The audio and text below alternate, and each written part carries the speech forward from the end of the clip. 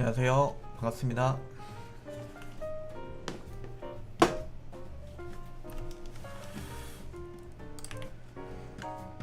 아니요. 아직 점심 안 먹었어요. 점심 드셨어요? 회사는 지금쯤 점심시간 아닌가요?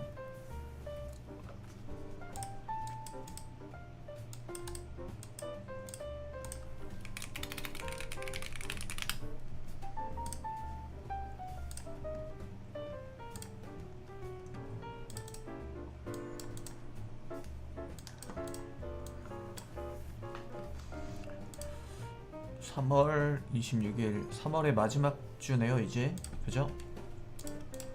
3월이 마무리가 되면 4월. 와, 벌써 올해도 한 3개월 정도가 지나가 버렸네요.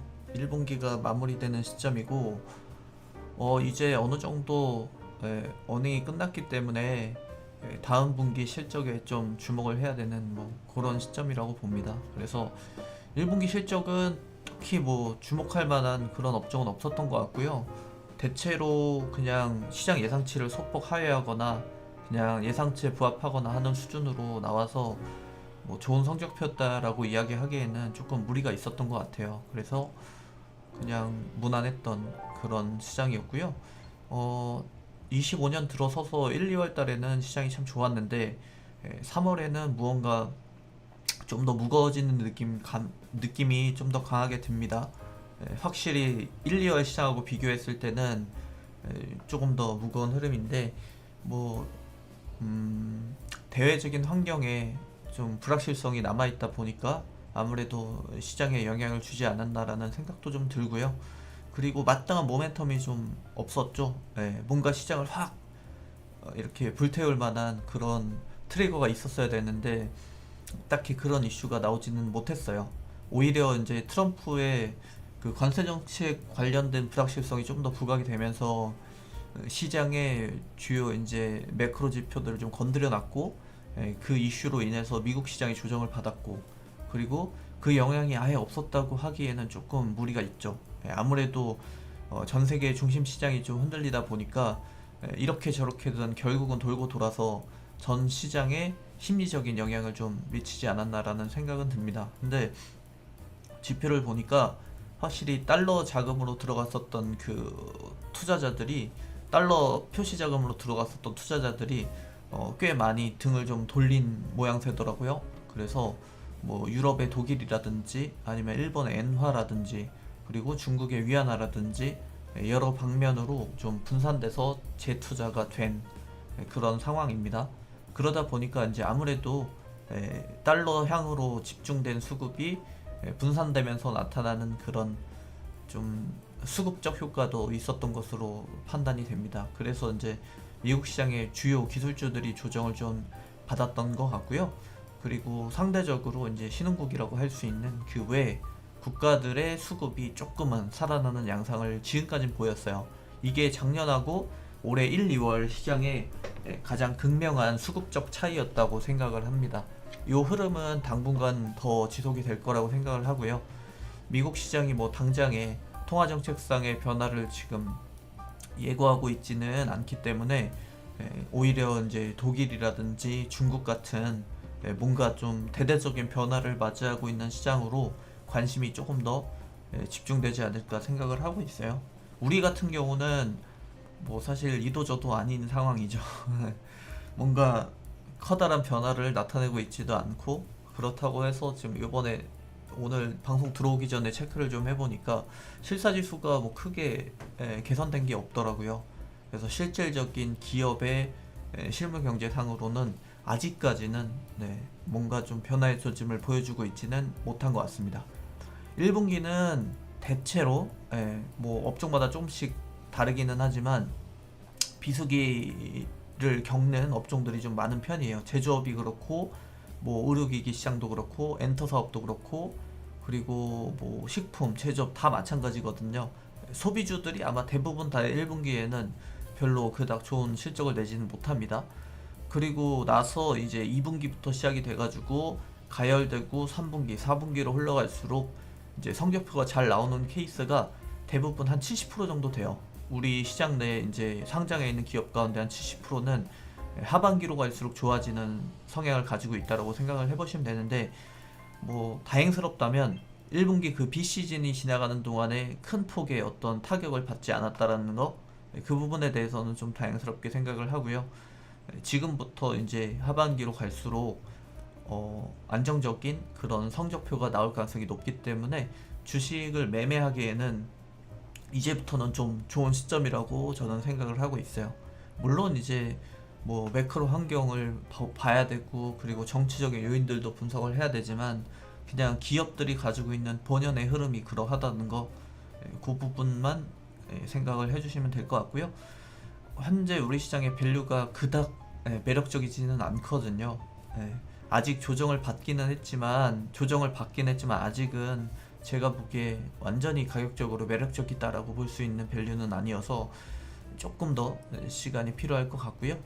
3월 말 공매 재개, 그리고 4월 초 상호관세 적용, 이 두 가지 지금 굵직한 이슈가 남아 있잖아요. 그래서 아무래도 우리 시장이 어느 정도 영향은 받을 것으로 예상이 되는데, 현대차에서 지금 40조 원 규모의 2028년도까지의 투자 발표를 하게 되면서 관세 적용 대상으로부터 이제 제외됐죠. 그런 이슈가 한 가지 있었는데, 그것만으로 뭐 우리 시장의 전체적인 방향성을 바꿔놓을 것이다라고 보진 않아요. 삼성전자 그 자체적인 매력도를 높일 수는 있겠지만, 그게 전체 관세 적용에 있어서 뭐 큰 영향을 주거나 할 만한 사안은 아니기 때문에, 다른 영역에서의 이제 관세를 지금부터 조금은 대응을 해주시는 게 좋지 않을까라고 생각을 합니다. 이미 조금 늦은 감이 있기는 한데, 관세 적용 대상의 업종들은 4월 초입 무렵에 한번 변동성이 나올 수 있으니 지금은 조금 조심해 주시는 게 좋을 것 같네요. 그리고 공매 재개 이슈가 있는데요. 공매 재개 재개에 따른 이제 주요 타겟 대상이 사실 증권사에서 지금 돌고 있어요. 제가 알기로는 대형주 위주인 걸로 알고 있거든요. 그래서 굳이 지금 타이밍에 대형주를 쥐고 변동성에 이렇게 투자를 할 만한 상황은 저는 아닌 것 같아요. 어찌됐든 간에 굉장히 긴 시간 동안 1년이 훨씬 넘는 그 기간 동안에 공매 중지가 있었고, 그리고 나서의 그 공매 재개이기 때문에 어떤 변동성이 나올지 모르거든요. 그래서 주식시장에 뭐 여러가지 원칙들이 있는데, 제가 알기로는 투자 대가들이 거의 뭐 공통적으로 가지고 있는 원칙 중에 하나는 변동성에 투자하지 않는다라는 거예요. 변수에 투자하지 않는다라는 게 좀 더 정확하겠네요.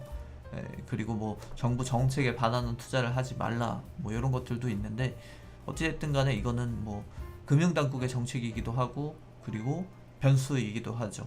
그래서 별로 이렇게 좋은 투자는 아니다라고 생각을 하고 있습니다. 어제까지 시장의 변동성이 좀 극대화됐었고, 오늘은 그래도 조금은 안정세를 찾는 느낌인데, 문제는 오늘 프로그램 매수가 좀 규모가 있게 들어왔어요. 그러다 보니까 프로그램 영향권이라고 볼 수가 있어서 이게 의도된 매수가 아닐 수가 있다는 얘기거든요. 근데도 지금 보면 양시장의 상승이 그닥 긍정적으로 나오고 있지는 않아요. 상승 종목 수도 한 뭐 1300여 개, 그리고 하락 종목 수는 1200여 개, 별 차이가 없죠. 그리고 지수 상승은 0.6, 0.3인데, 뭐 마찬가지로 수급까지 생각을 해봤을 때, 이 수급이 만약에 뒤집힌다면 이보다는 좀 더 무거워질 수 있겠구나라는 걸 우리가 충분히 예상해 볼 수 있죠. 그런 면에서는 좋은 출발이다라고 보긴 좀 어려울 것 같아요. 달러는 여전히 불확실성이 계속 지속이 되고 있죠. 보시면은 지금 오히려 추세가 전환이 돼버려가지고 1470원, 80원대까지 지금 상단이 열려버렸거든요. 오히려 같은 기간에 달러 인덱스는 대략적으로 한 7, 8% 정도가 빠졌는데, 원달러 환율만 상승하고 있는 이유는 다분히 이제 원화 약세에 있다고 볼 수가 있겠죠. 원화 약세를 이제 그 만들어내는 요인들을 좀 생각을 해보면 뭐 뻔하죠, 그죠? 우리 시장 내부적인 그런 정치적인 이슈일 텐데, 제가 과거에 그 비슷한 시점인 2016년에 그 탄핵 정부에서 어떤 주식시장의 변화가 있었는지를 한번 비교를 해봤거든요. 근데 보면은 그 2016년하고 올해하고 좀 흐름이 어떻게 보면 비슷하거든요. 여기를 2016으로 바꾸면 딱 똑같은데, 2016년 9월이고 이게 24년 9월이잖아요. 그죠? 그러니까 딱 8년 전이에요. 8년 전에 언젠가 이제 그 촛불 집회가 열리기 시작을 했었죠. 기억나실지 모르겠지만 촛불 집회가 막 열리기 시작을 하면서 좀 시장이 뒤숭숭해졌고, 그리고 난 뒤에 한 2개월 있다가 12월 무렵에 이제 그 최순실, 오랜만이네요. 그죠? 최순실 그 관련된 이제 태블릿 이슈가 터져버렸죠. 그게 이제 한 12월 무렵입니다. 12월 무렵이고, 그 뒤부터 이제 쭉 시장이 급락을 하기 시작하면서 최종적으로 이제 헌재 판결이 나왔던 4월 달에 시장의 하락이 마무리가 됐거든요. 총 하락은 한 6개월 정도 이어졌었어요.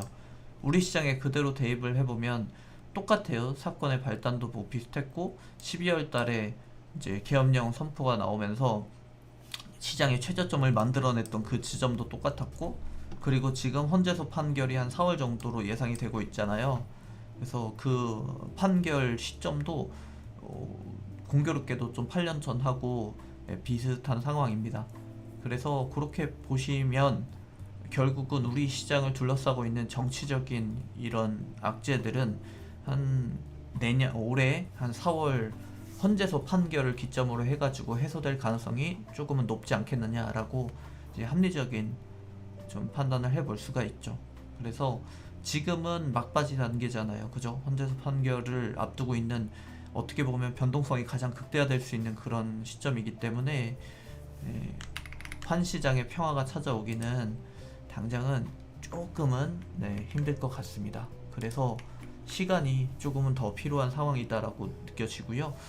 달러가 1460원대에서 머물고 있어버리면 외국인들이 적극적으로 투자를 하기가 굉장히 좀 어렵습니다. 그래서 그런 면도 우리가 좀 생각을 해봐야 될 것 같네요. 그래서 전반적으로 봤을 때 우리 시장을 둘러싸고 있는 그런 정치적인 요인들, 그리고 공매 재개를 앞둔 심리, 그 다음 4월 초입에 이제 관세 적용 대상에 대한 불확실성, 뭐 이런 것들이 현재 시장을 좀 어지럽히고 있는 그런 요인들이다라고 이해를 하면 될 것 같은데, 굳이 그런 변수를 정면 충돌할 필요는 없지 않을까라는 게 그냥 제가 가진 심플한 생각입니다. 어떻게 생각하실지는 뭐 다 저마다 다르겠지만 저는 그래요. 그리고 현재 전체적인 밸류에이션 자체가 아직까지는 조금은 애매해가지고 저는 적극적인 매수를 굳이 권장드리지는 않습니다. 네, 다들 어서 오시고요. APR이 작년에 67,000원인데요. 공매 재개가 되고 난 뒤에 그 판단을 해도 늦지 않기 때문에, 공매 재개가 된다고 해도 모든 종목이 그 대상이 되는 건 아니라서 그 대차 잔고를 보면 대충 예상을 해볼 수가 있는데, APR 같은 경우는 크게 뭐 염려를 할 만한 상황은 아닌 걸로 전 알고 있습니다. 그닥 염려 안 하셔도 아직은 괜찮을 것 같아요. 67,000원 선이면 지금 주가가 한 7만원 정도 되지 않나요? 그죠? 7만원. 추세가 일단 좀 살아있기 때문에 아직까지는 그냥 좀 더 보셔도 되지 않을까 싶네요. 오늘 장중에 73,000원을 터치했었군요. 찍고 나서 내려온 거군요. 추세가 워낙 좋고 지금 주요 매물대들을 다 뚫어낸 흐름이잖아요. 통상 이럴 때는 좀 진득하니 보다가 이제 음봉 처음으로 확 전환될 때, 또는 5% 이상 당일에 빠질 때, 뭐 그때 나가는 전략을 저는 사용을 합니다. 이걸 계속 지금 반복해서 말씀드리고 있는데 한 번 더 제가 설명을 드릴게요. 자, 보세요. 계속 상승을 하고 있을 때는, 상승 가도를 계속 달리고 있을 때는 우리가 굳이 빠르게 먼저 내려줄 필요는 없어요. 뭐 조짐이 좀 보인다고 했을 때 비중을 줄이는 건 괜찮은데, 어차피 계속 상향 방향성을 잡고서 이렇게 되면 이제 투자자들이 굳이 매도하려고 하질 않거든요. 끝까지 가보려고 하는 심리가 더 강하게 작용을 하기 때문에 이런 상황에서 우리가 먼저 굳이 결단을 내릴 필요는 없는 거죠. 근데 이제 첫 음봉이 좀 빠지거나, 또는 생각보다 긴 장대 음봉이 나오거나 했을 때는 추세 전환 신호로서 받아들여서 나가는 걸 전 추천드리기는 해요. 뭐 이런 자리들이 되겠죠. 그죠? 결과론적이긴 하지만. 그리고 지금 또 반대로 또 상승하고 있는 국면이잖아요. 그죠? 상승하고 있는 국면일 때는 그대로 결대로 따라가다가 음봉이긴 한데 이거는 사실 성격이 좀 다른 음봉이잖아요. 장중 신고가, 단기 신고가 이후에 빠지는 음봉이기 때문에 이걸 그냥 전적으로 부정적이다라고 판단하기는 아직은 좀 애매합니다. 그죠? 신고가가 나오면 대개 이제 긴 시간 동안 물려 있었던 분들이라든지 또는 단기 차익 실현을 이제 원하는 투자자들의 그런 심리들이 모여서 종종 윗꼬리를 내는 경우들도 있거든요. 그러니까 그런 것들까지 포함해서 하루짜리 변동성을 조금 더 지켜볼 필요가 있어요. 근데 이런 지점들 같은 경우는 음봉으로 연결돼 버리잖아요. 이런 식이라면 이제 추세 전환이구나라고 판단을 할 수가 있죠. 상승할 때는 그대로 결대로 따라가려는 움직임, 빠지려는 조짐이 보일 때는 좀 빠른 선택. 이건 그냥 제가 가지고 있는 기본 개념이라고 말씀드릴 수 있습니다. 알겠죠? 매도가 좀 어려우신 분들한테는 한번 참고를 해보세요. 어차피 계속 상승하고 있을 때는 굳이 빠른 태세 전환이 필요가 없는데 상승 계속 하다가 뒤로 이제 물리는 경우에는 좀 빠른 판단이 필요하다라는 거. 그리고 한 가지 덧붙이면 상승의 기울기가 가파를수록 선택을 하는 데 있어서 좀 주저없이 빠르게 해주시는 게 좋아요. 가파르면 가파를수록 떨어지는 그 낙폭도 굉장히 깊게 나올 수가 있고 빠르게 나올 수가 있거든요. 그러니까 그런 부분들, 이건 너무 당연한 심리예요.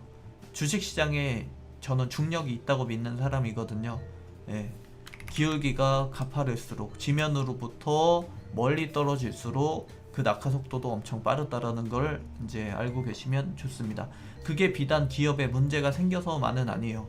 기업의 주가가 떨어지는 데에는 아주 수많은 이유들이 있지만 그 중에 가장 어이없는 건 그냥 팔아서거든요. 오를 때도 마찬가지예요. 그냥 사서인 경우도 많아요. 이유는 딱히 없습니다. 그냥 어쩌다 보니까 상승을 했는데 손님이 몰린 거죠. 예를 들어서 마트가 있는데 뭐 소세지 코너에서 뭐 짤막하게 이제 세일을 했어요. 근데 세일 폭이 그닥 크지도 않았는데 사람들이 몰려버린 거죠. 한 명, 두 명 몰리다 보니까 군중 심리가 작용을 해가지고 옆 사람, 뒷 사람까지 다 몰린 거예요. 그럼 그 구름대 인파를 보고 또 몰리거든요. 주식시장에도 마찬가지예요. 마트하고 전 다를 바가 없다고 생각을 하는데 계속 상승을 하다 보면 사람이 그냥 꼬입니다. 뭐지? 뭐 있나? 내용을 굳이 알 필요도 없이 그냥 꼬이기도 하거든요. 그럼 그야말로 그냥 사서 올리는 거예요. 사서 올린 그 주가는 보통은 제자리로 찾아가거든요. 이렇게 된 차트는 이게 비정상적인 게 아니라 이게 비정상적이었기 때문에 그냥 정상적으로 돌아가는 흐름이다라고 이해하시면 되거든요.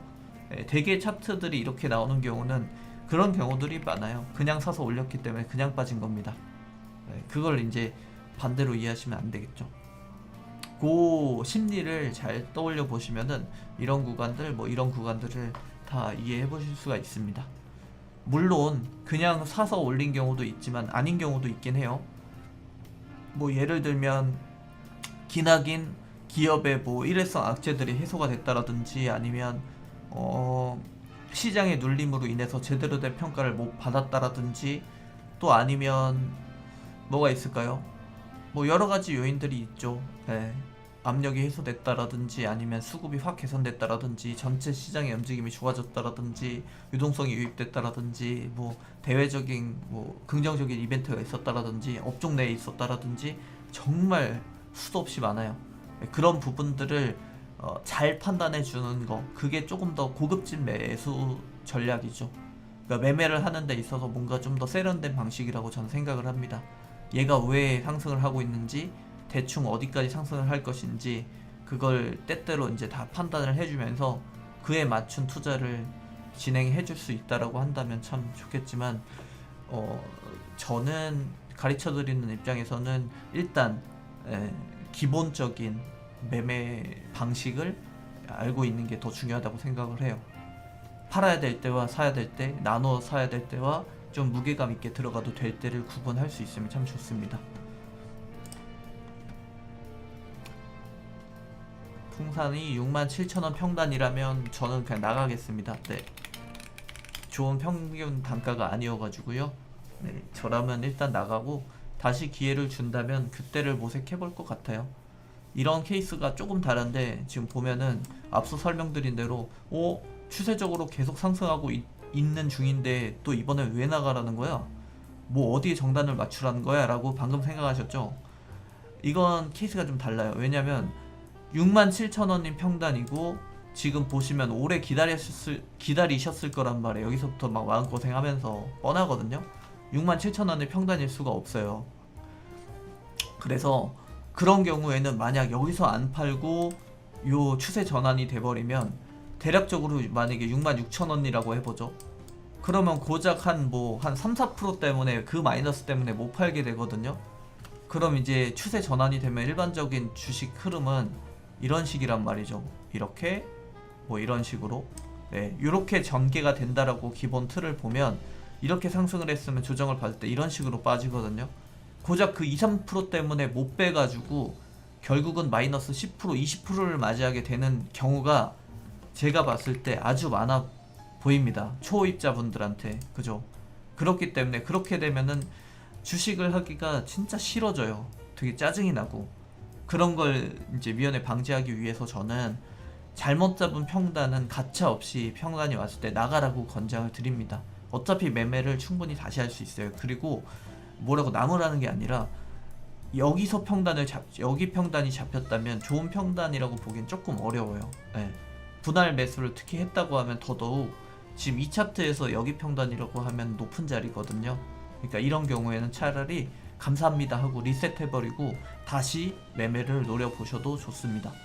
풍산 같은 경우는 제가 봤을 때 6만원 밑이 좋아 보입니다. 네, 6만원 밑으로 보시고 5만원대 평단을 가급적 맞춰보시려는 그런 노력을 해보시면 될 것 같네요. 저라면 바로 가차없이 나갑니다.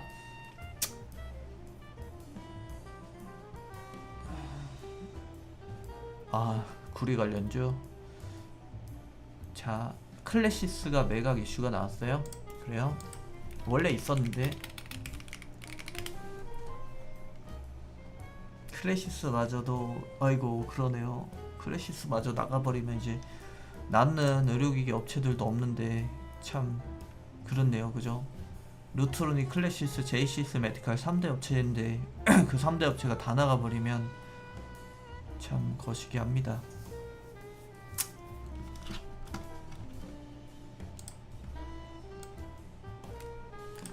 아이고 그 단기 매매 그거 이구산업 단타가 그렇게 좋아요? 재밌어요? 뭐 그게 잘못됐다는 건 아니지만 단기 매매가 잘못됐다는 건 아니지만 소소한 기쁨이에요. 그래요? 네, 뭐 이해합니다. 대부분의 그 처음 주식을 시작하시는 분들 또는 오래 지나지 않으신 분들이 대부분 다 좋아하시기 때문에 별달리 그런 건 없지만 저는 뭐라 그래야 될까, 제가 좀 다른 것 같긴 해요. 저는 게임을 하든지 혹은 뭐 주식도 마찬가지고 그리고 카지노도 마찬가지고 내기도 마찬가지고 그걸 통해서 벌어들이는 수익에 초점이 맞춰지기보다는 약간 그 게임 자체에 좀 더 초점이 맞춰진 느낌이라고 해야 되나? 이걸 만원을 벌어야지 2만원을 벌어야지 내기를 해서 이겨서 만원을 따야지 이 개념으로 보통은 접근을 한다고 보면은 저는 약간 그런 게 아니라 뭐라 해야 돼, 이기기 위한 방법을 이렇게 분석하는 느낌이라고 해야 되나?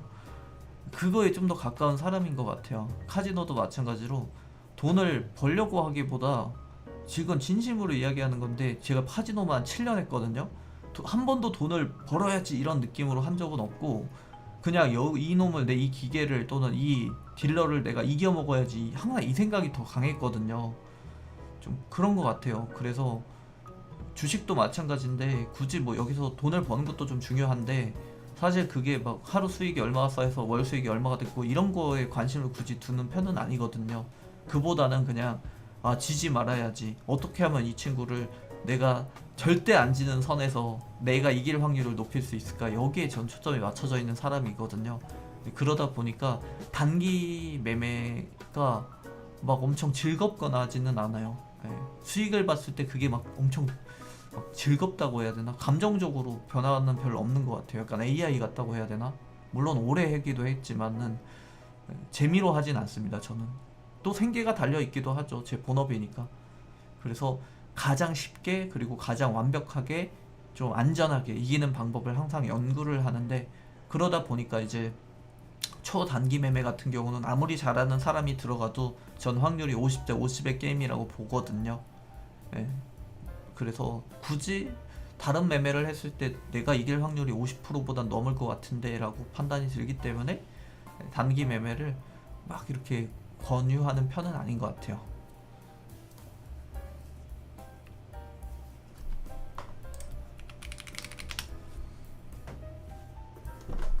그쵸. 오래 해서 그런 것도 있죠. 이제 지겨울 대로 지겨우니까. 근데 확실한 건 단기 매매보다 주식을 쉽게 하는 방법이 좀 더 많습니다. 그건 확실해요. 그리고 단기 매매를 잘 하는 데 필요한 에너지보다 중장기 매매를 안정적으로 하는 데 필요한 에너지가 더 적습니다. 뭐 계속 하시다 보면 더 잘 느끼실 거라고 생각하고 있습니다. 아, 네, 국민님 안녕하세요. 많이 바쁘시군요. 어찌됐든 간에 클래시스도 뭐 M&A라고 하면은 나중에 상패했을 때 공개 매수 해주고 상패를 하기 때문에 일반적으로는 뭐 들고 있는 게 더 좋죠. 근데 좀 아쉽네요, 많이. 의료기기 좋은 업체들이 하나둘씩 다 빠져나가 버려가지고.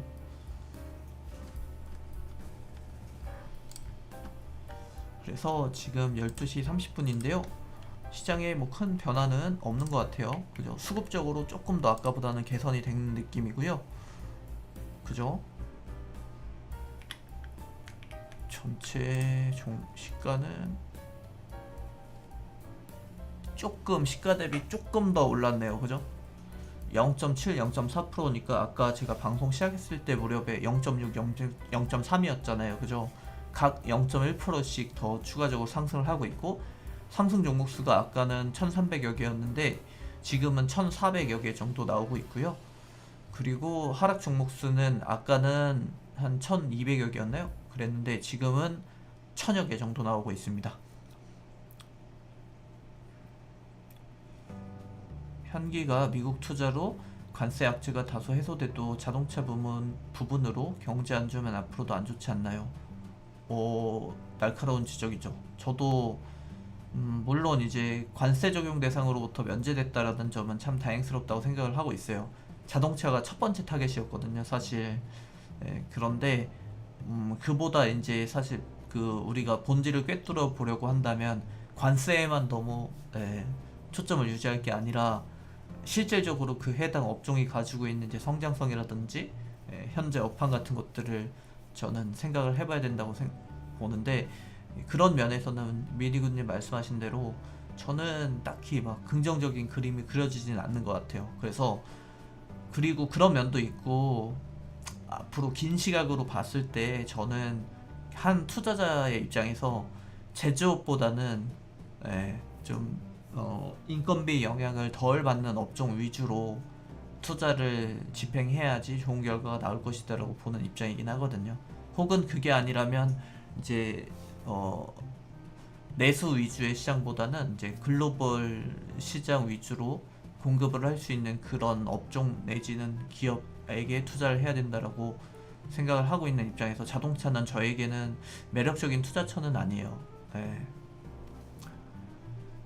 중장기 수익은 그렇죠, 그렇죠. 그 개인이 가지고 있는 그리고 성향에도 차이가 좀 있어요. 아무튼 이게 일반화하기가 참 어려워요. 가지고 있는 환경, 예수금, 그리고 뭐 성향, 되게 여러 가지 것들을 이제 다채롭게 봐야 되거든요. 그래서 어떤 개인에게 넌 중장기가 맞아, 단기가 맞아라고 이렇게 좀 판단하기가 좀 많이 어렵습니다. 저 같은 경우는 좀 복합적인 형태거든요. 성격은 급한 편이에요. 막 결과 빨리 내는 거 좋아하고 지지부진하게 끌고 다니는 거 딱질색인 스타일이고, 뭐 선택하는 데 있어서도 뭐 만약에 배달의 민족을 켰다 그러면 그냥 제일 위에 보이는 거 시키는 스타일이거든요. 급해요, 엄청 성격이. 그런 사람이 중장기 매매가 어울리겠냐고요. 성향은 절대 안 맞아요. 근데 뭐 해보니 저에게는 중장기 매매가 조금은 더 쉽더라고요. 단기 매매보다는. 그렇습니다. 그냥 뭐라 그래야 돼, 확률적으로 봤을 때 뭐 중장기 매매를 뭐 10개 가져간다라고 했을 때 좋은 결과가 6, 7개 나온다면 단기 매매 같은 경우는 딱 반인 것 같아요. 그냥 10번 하면 한 5번 깨지고 5번 수익 내고 뭐 이런 식. 그러다 보니까 좀 더 편하게 느껴지는 것 같습니다. 인건비 영향을 덜 받는 업종은 이를테면 제조업 기반은 인건비 그 플러스 원가, 거기서 이제 총 매출을 빼는 금액이 결국은 단기 순이익이 되는 구조잖아요. 근데 다른 인건비를 크게 이렇게 영향을 안 받는 업종들 같은 경우는 상대적으로 좀 부가가치 산업들이 많죠. 예를 들면 뭐가 있을까요? 제가 지금 말하고자 하는 부분은 뭐냐면 기술적인 부분들이 그 최종 재화에 주는 영향이 좀 큰 그런 업종들이 유리하다는 얘기거든요. 예를 들어서 단순 노동에 포함하는 단순 노동을 수반하는 뭐 서비스 업종 같은 경우는 사실 인건비 영향을 많이 받는 그런 업종인 거잖아요. 그죠? 근데 그게 아니라 이제 최종 서비스 되는 상품에 포함되는 그런 어떤 기술적인 영역이 클수록 상대적으로 인건비 영향을 덜 받는다라고 우리가 판단할 수 있는 거잖아요.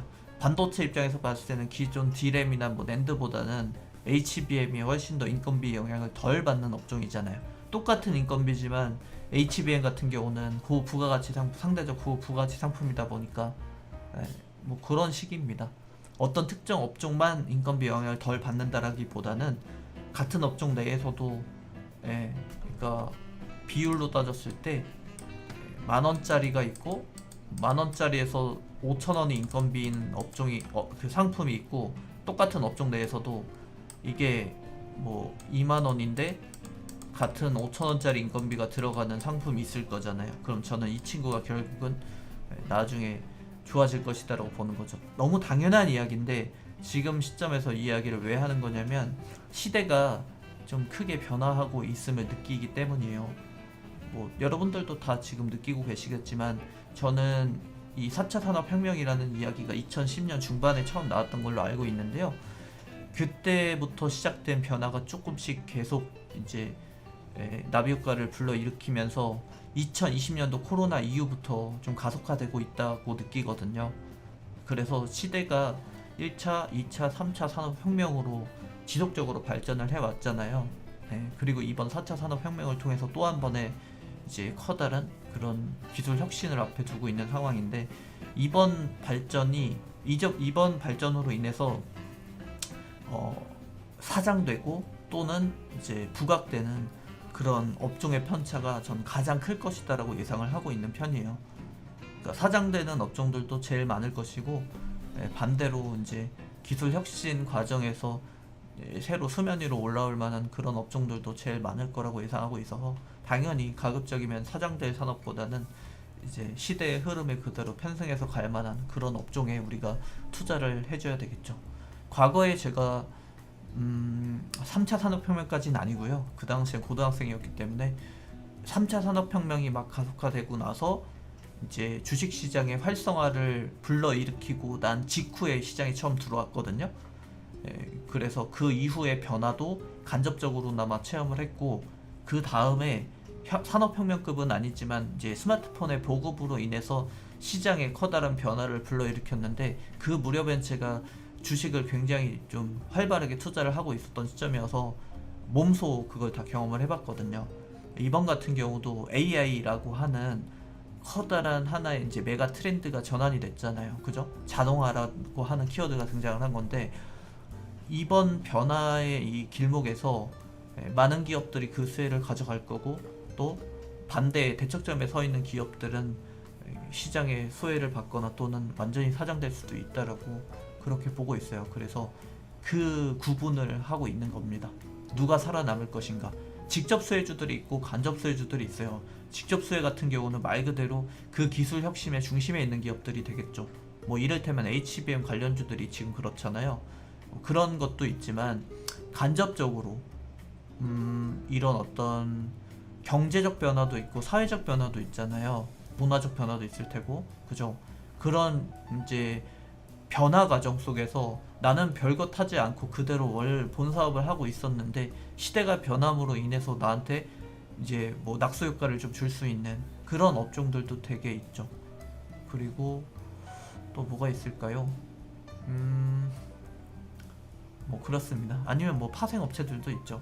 하나의 중심 산업이 있으면은 중심 산업이 새롭게 태동하는 그 과정에서 이제 주변부에 그런 어떤 뭐 부자재 같은 것들을 만들고 있는 업체들이 수혜를 가져갈 수도 있고요. 뭐 이를테면 과거에 스마트폰에 이제 그 소프트웨어를 개발했던 업체들이라든지 아니면은 그 스마트폰 주변 기기 만드는 업체들이라든지 예를 들면 카메라 업체들이 대표적인데 MC넥스를 예로 들어서 그냥 카메라 모듈 만들었던 기업인데 스마트폰이 터져버리면서 스마트폰에 카메라가 탑재돼 버렸잖아요. 그죠? 네, 그러면서 갑자기 확 급부상했던 기업 중에 하나거든요. 뭐 그런 예를 또 들어볼 수가 있겠네요. 어떤 의미인지 이해가 되시나요? 그래서 이거는 뭐 누가 어떤 A라는 기업이 수혜다, 뭐 B라는 업종이 수혜다라고 점찍기보다는 그렇게 얘기하기보다는 좀 더 좀 광범위한 차원에서 이야기를 하고 싶어요. 오히려 저도 되묻고 싶은데 여러분들한테 그럴 만한 수혜를 받을 만한 업종이 뭐가 있을까요? 혹은 현재 지금 뭐 어떤 업종에 종사하고 계신데 그런 변화가 예상이 됩니다. 뭐 이런 내용들이 있으면 오히려 반대로 저에게도 좀 많이 알려주세요. 공부를 하는 입장인데 주식 이 방송을 하면서 제가 느낀 점 중에 하나는 뭐냐면 아무리 책상에 앉아서 공부를 해봐도 현직에 종사하고 계신 분들을 절대로 따라갈 수가 없어요. 그래서 그분들의 얘기가 훨씬 더 정확하거든요. 그러니까 여러분들 지금 하고 계신 그 업종의 분위기라든지 뭐 또는 커다란 변화가 뭐 이렇게 나타나고 있다고 하면 언제든지 방송 중에 같이 대화 나눌 수 있으면 좋겠네요. 저도 좀 도움을 받고 싶네요. 제가 제일 궁금한 업종은 AI 파트, 로봇 파트예요. 네. 로봇 파트에 지금 어떤 변화가 감지되고 있는지, 그러니까 제가 변화라고 하면 2020년 코로나를 기점으로 지금에 이르기까지 어떤 변화 과정을 거쳤는지, 꼭 상장사가 아니다고 하더라도 그 주변 이제 뭐 여러 가지 부품들이 있잖아요, 그죠? 그 부품 관련된 회사 운영 또는 근무하고 계신 분들은 그런 내용들 말씀해 주시면 저한테 되게 많은 도움이 될 것 같아요. 뭐가 됐든 상관없습니다. 뭐 감속기가 됐든 액추에이터가 됐든 뭐 센서가 됐든 모터가 됐든 다 좋아요.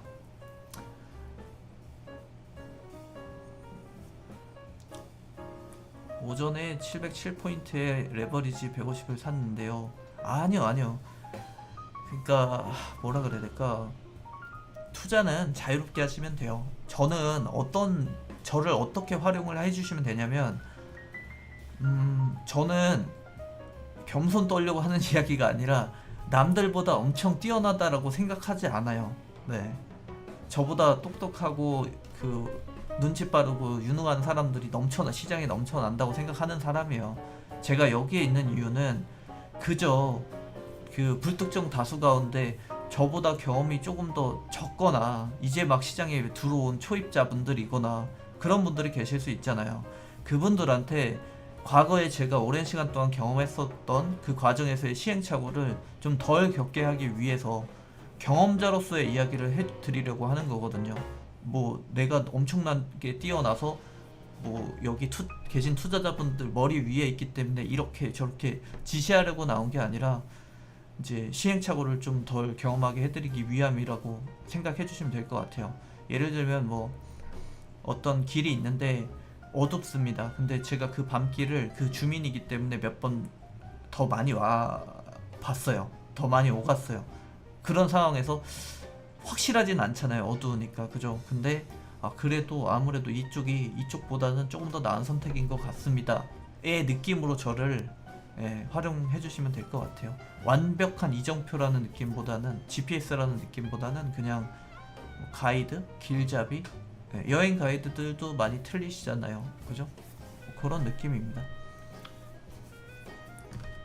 그래서 그리고 매번 제가 제 그 시장의 방향성이 다 정확하게 들어맞는 상황도 아니고요. 틀릴 때도 굉장히 많잖아요. 그러니까 적당하게 저를 활용해 주시면 됩니다. 활용 방법은 그냥 개개인마다 다 다르실 수 있다고 생각해요. 요즘 공부하기 좋은 산업은 어느 분야일까요?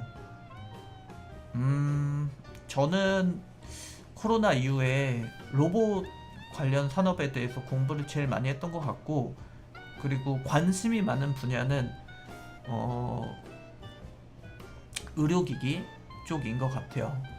여기 제가 알기로도 저희 방송에 의료기기 그쪽 피부과였나요? 그쪽 분야에 계신 분들이 있는 걸로 알아요. 그분들이 더 잘 아실 거라고 생각하는데, 그쪽 산업에 저는 성장성이 많이 열려 있다고 생각하는 쪽이고, 그렇습니다. 공부는 로봇 쪽에 제일 관심을 많이 가지고 했던 것 같아요. 근데 많이 아쉬웠던 부분은 우리가 이 산업의 변화를 미리 감지했다면 훨씬 더 이전에 많은 자금을 투입을 하고 또 정부의 지원을 통해서 조금 더 뭐 기반을 더 만들어낼 수 있었을 거라고 생각을 하는데 조금 늦었어요. 다른 선진국에 비해서 미국에 일본에 독일에 비해서는 다소 좀 늦은 감이 있어가지고 아무래도 출발선이 좀 다르다 보니 거기서 오는 한계가 조금은 있지 않나라고 생각을 하고 있어요. 그 부분이 좀 아쉬웠습니다. 공부를 했던 사람의 입장에서 봤을 때는. 그러다 보니까 이제 사실 로봇 쪽은 제가 지금 미국에서 투자를 하고 있거든요. 미국하고 일본 쪽에 투자를 하고 있는데 우리나라에서도 그에 준하는 수준의 기업을 찾아내려고는 하고 있습니다. 어찌됐든 지금 레인보우 로보틱스 같은 경우는 이제 삼성전자라는 우리 시장의 가장 큰 기업에서 투자를 집행을 하고 있기 때문에 당연히 무궁무진하다고 생각하고 있어요. 또는 여러분들이 만약 공부를 해봤는데 엄청 매력적이다라고 느끼는 산업이 있으면 반대로 저한테도 많이 알려주세요. 그러면 저도 또 같이 공부하면 좋으니까요. 어제 생각해봤는데 많이 느긋해지는 것만 능사는 아닐 수 있는데, 그러니까 이것도 마찬가지예요. 제가 해본 사람이잖아요. 저는 처음 시작을 빠르게 했거든요. 차트 매매로 처음 주식시장에 들어왔는데 차트도 몇 년을 했고, 그리고 재무제표만 빠져가지고 재무 분석만 해본 적도 있었고, 뭐 여러 가지 선물 매매를 통한 이제 차익 거래도 많이 해봤었고, 뭐 그 이후에는 굳이 뭐 그거 하고 싶진 않지만 FX까지도 다 건드려 봤단 말이에요, 저는. 근데 제가 이것저것 뭐 다 해본 결과 저는 일반적인 사람이라고 봤을 때, 기준이라고 봤을 때 일반적인 사람들은 속도가 느릴수록 더 편안함을 느낀다라는 걸 전 깨달았었거든요. 그래서 가급적 이제 초입자 분들에게는 느린 속도의 매매를 권유드리기는 합니다. 빠른 속도의 매매를 가르쳐 드리면 저에게도 나쁘진 않아요. 왜냐면 그때그때 가시적인 성과가 나와버리고, 그리고 좀 자극적으로 이렇게 소재머리도 할 수 있고, 방송을 살려내는 데 있어서는 사실 막 단기 매매제 차트 봐드리면서 튈 것 같은 종목 집어가지고 그렇게 하는 게 훨씬 더 도움이 될 거예요. 근데 그렇게 해서는 오래 하기가 힘듭니다. 방송도 매매도 제 생각이에요. 그랬다면 제가 지금까지 여기서 방송 못하고 있을 것 같아요. 지금 5년째잖아요. 이렇게 길게 할 수 없었을 거예요, 아마. 그러면 산업 공부할 때 증권사 산업 리포트 말고 다른 건 어느 쪽을 봐야 됩니까? 저는 주로 이제 그 관련 종사자들한테 부탁을 좀 하는 편이에요. 그래서 밥도 사 먹이고, 뭐 친구라고 하면은 자주 만나가지고 뭐 이렇게 좀 그런 세부적인 내용도 들어보고, 그리고 뭐 필요에 따라서는 제가 직접 이제 관련 서적을 찾아가지고 공부를 해보기도 하고요. 그리고 리포트는 거의 무조건 다 보는 편입니다. 만약에 어떤 특정 업종에 관심을 제가 가지고 있다고 하면은 거기서 나오는 산업 리포트는 제가 다 챙겨보는 편이에요. 근데 대부분 좀 비슷한 이야기를 많이 하기 때문에 그게 뭐 엄청난 도움이 된다라기보다 제가 경험해본 바에 따르면 그 관련 종사자가 가장 명확하게 잘 알고 있더라고요. 그리고 운이 좋게도 저는 그러니까 그 애널리스트 몇 분을 알고 있잖아요, 현실에서. 그래서 그분들에게도 많은 도움을 받고 있어요.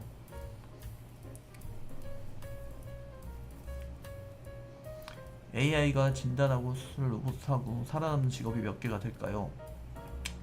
조금은 티스러운 답변이 될 수도 있는데, 우리가 앞으로 살아봐야 얼마나 살겠습니까? 여기서 제일 오래 살아남는다고 하면 좀 그런가? 가장 먼 미래를 마지막까지 보실 가능성이 높은 분이라고 해봐야 100년이 안 되잖아요. 그죠? 그럼 100년 산업으로 이렇게 국한해서 보면 되는 거거든요.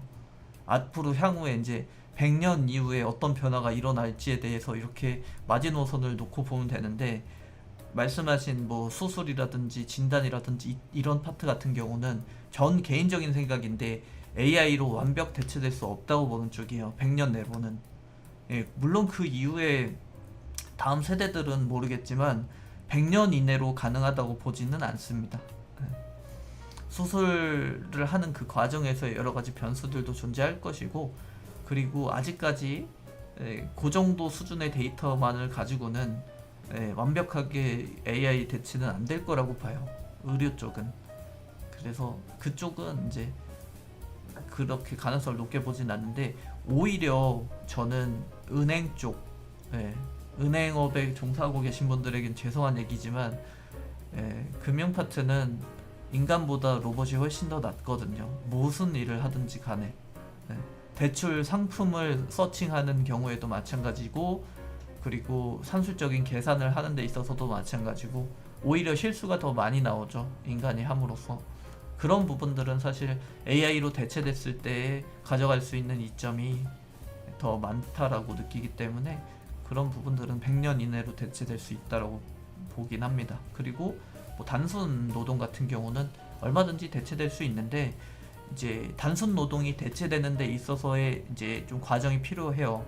예를 들면 되게 간단한 얘기예요. 우리가 핸드폰을 이렇게 손으로 탁 집어서 귀에 대는 이 과정을 생각해 볼 때 이거 그냥 AI로 쉽게 대체되거든요. 그죠?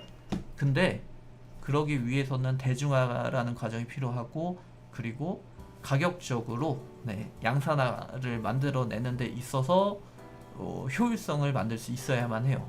그러니까 이를테면 로봇이 팔 동작을 하는 요 하나의 이제 로봇을 만들어내는 데 있어서 그 만드는 제조 공정의 단가도 판매 단가와의 이해관계가 충족이 돼야 되고, 그리고 그걸 대중화 시켰을 때 구매하는 그 소비자로부터 이제 어느 정도의 이해관계를 만들 수 있어야만 한다고 생각을 하는데, 그게 쉽지는 않아요. 어떤 하나의 산업이 대중화가 되는 그 과정을 살펴보면, 우리가 가장 가까운 과거에 맞이했었던 대중화가 스마트폰 시장이잖아요. 그죠? 스마트폰은 사실 그 전 세계 대부분의 인구가 지금 현재 사용하고 있지만 없어서는 안 되는 필수 소비재 중에 하나였잖아요. 그죠? 그것만으로도 이제 충분한 이제 그 구매 효과를 불러일으킬 수 있는 상품이 되는 거죠. 근데 로봇 같은 경우는 사실 필수 소비는 아니거든요. 그죠? 부가 소비에 조금 더 가까운 상품이잖아요. 그러다 보니 아직까지는 인식의 차원에서도 그렇고 실생활의 활용도의 측면에서도 그렇고 좀 가까운 미래라고 보여지지는 않네요. 그리고 이게 생각보다 반도체도 센서도 카메라도 다 탑재를 시켜야 되기 때문에 가격적으로 대중화 시키는데 한계가 좀 뚜렷해요. 그래서 이 과정을 필요로 한다고 생각을 합니다. 조금 시간이 걸릴 것 같아요. 현업에서 일하셨던 분에게 들었는데 증권사 리포트도 대형 증권사 거 보라고 하시던데 진짠가요? 돈 많이 받는 데는 다 이유가 있다고. 작가님 생각은 어떤가요? 이게 이제 베스트 애널이라는 제도가 있거든요. 그래서 그 보고서를 작성을 했을 때 좋은 평가를 지속적으로 어떤 특정 업종에서 자주 받으면 이제 그런 지위를 누리게 되는데, 보통은 당연히 이제 메이저 증권사 안에서 이루어지죠. 그러다 보면 이제 당연히 더 좋은 정보, 양질의 정보를 다른 분들보다는 더 빨리 가져갈 수 있게 되고, 최소한 기업 공개를 한다고 하더라도 당연히 메이저 위주로 돌리지 중소형 위주로 하진 않거든요. 그런 부분들의 이점도 가질 수 있고요. 그리고 뭐 질문이 뭐였죠? 그리고 뭐 그냥 이건 일반적인 건데, 그 회사가 있을 때 조금 더 좋은 회사들이 더 좋은 인력들을 데리고 가잖아요. 그죠? 그런 차이도 있다고 볼 수가 있겠고, 성적이 되는데 중소형 증권사를 지원하는 친구들은 없거든요. 네, 거기서의 뭐 능력의 차이라고 해야 되나? 잔인하지만 그런 거 조금 있을 수 있고, 그리고 대형 그 증권사의 리포트가 나오고 나서 중소형 증권사가 이제 뒤이어 나오는 케이스도 많아서 아마 그런 측면에서 말씀하시는 거지 않을까 싶은데, 과거에 비해서는 한 10년 전에 비해서는 지금 그 격차가 현저히 줄어들기는 했어요. 과거에 예를 들어서 키움증권이다 하면은, 키움증권은 굉장히 작은 규모의 회사였거든요. 근데 지금 보세요, 완전 메이저가 됐잖아요. 메이저급이 됐잖아요. 그죠? 뭐 그런 케이스도 있고, 뭐 다올이라든지 이런 곳도 과거에는 크게 주목을 받지 못하던 곳들이었는데 지금 잘하거든요. 상상인도 마찬가지고요. 그렇습니다. 저는 이제 두루 좀 보는 편이에요. 여기서도 뭐 시각의 차이가 있을 수 있고, 조금 더 논리가 어디가 맞는지도 따져보는 편입니다. 현대차에 다니는 지인한테 물어봤는데 회사 기밀이라고. 저는 이제 좀 오래된 지인이 있긴 해요. 현대차에는 그 어디였지? BMW나 뭐 벤츠에서 이렇게 나오는 신제품 자동차가 있으면은 그걸 가져다가 부품 하나하나까지 다 분해시키는 뭐 그런 작업을 진행한다고 하거든요. 거기서 이제 뭐 기술적 차이라든지, 그리고 뭐 새로운 트렌드라든지 그런 것들을 분석해내는 그런 부서가 따로 있는데, 거기에 근무하고 있는 이제 지인이 있어요. 그래서 그분을 통해서 몇몇 뉴스들을 듣기는 하는데, 큰 회사일수록 중요한 내용을 듣는 게 힘들어요. 제가 경험해본 결과 작은 회사일수록 말단 직원까지 좋은 정보들이 돈다면, 큰 회사들은 윗선에서 돌기 때문에 많은 그러니까 도움이 될 만한 정보를 자주 주진 않더라고요.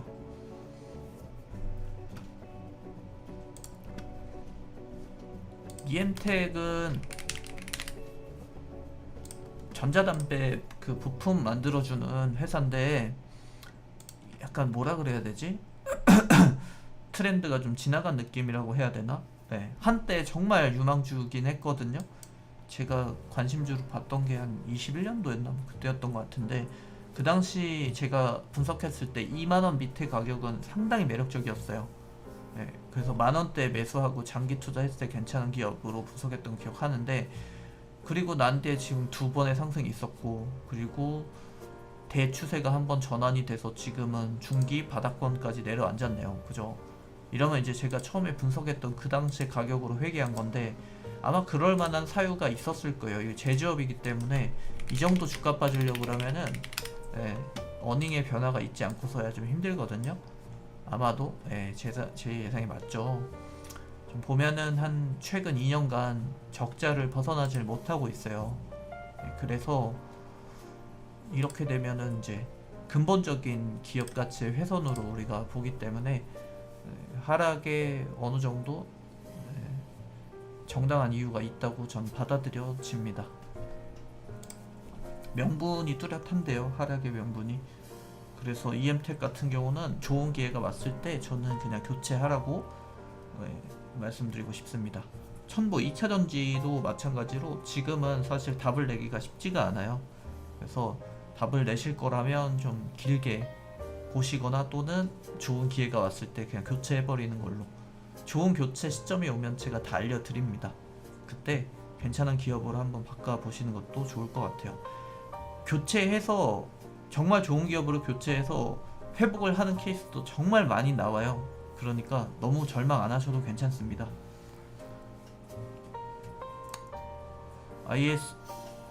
ISC 합병 의사를 하라는데요. 반대 의사가 맞는 건지도 모르고 어떻게 해야 되는지 궁금합니다. 굳이 그냥 가만히 두셔도 됩니다. 네, 딱히요. 그런 거 일일이 다 참석 안 하셔도 돼요.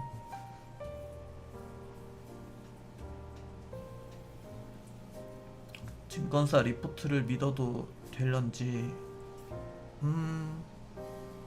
그냥 참고 정도만 하는 거죠. 그걸 막 고지고대로 그 친구들이 하라는 대로 할 필요는 없어요. 그러니까 저는 이제 하도 오래 보다 보니까 아 요거는 어떤 맥락에서 나왔겠구나라는 게 보이기는 하거든요.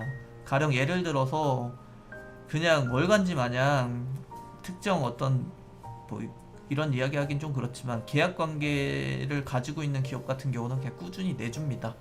그런 리포트는 그냥 패스하죠.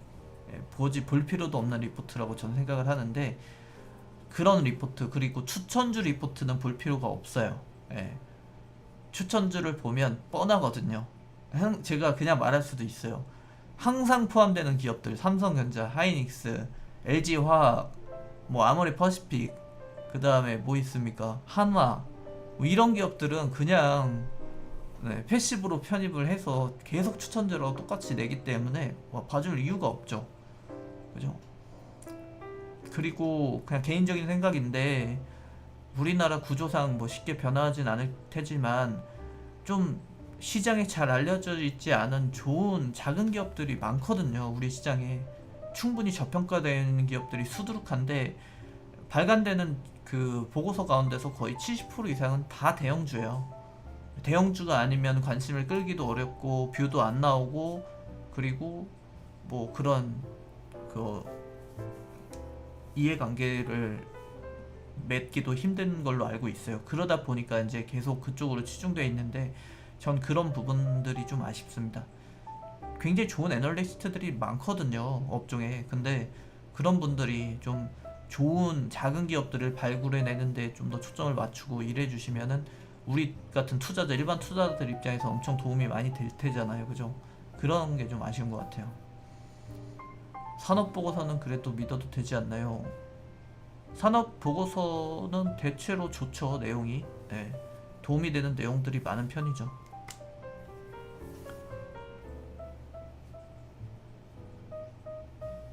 남편분도 안 말해줘요? 소문내면 안 된다고. 그래요? 그렇게까지 할 필요가. 리튬 포스도 2차 던지는 일단 홀딩 해야죠. 지금 단계에서는요. 앵신엑스 소량 있고 마이너스 50인데 지금 내 추가 매수해도 괜찮을 것 같은데요. 앵신엑스는 최근 분위기가 좀 좋죠. 4천억 되면은 나쁘지 않은 가격입니다. 3만원 밑으로 맞출 수 있나요 혹시? 단가를? 그러면 괜찮을 것 같은데.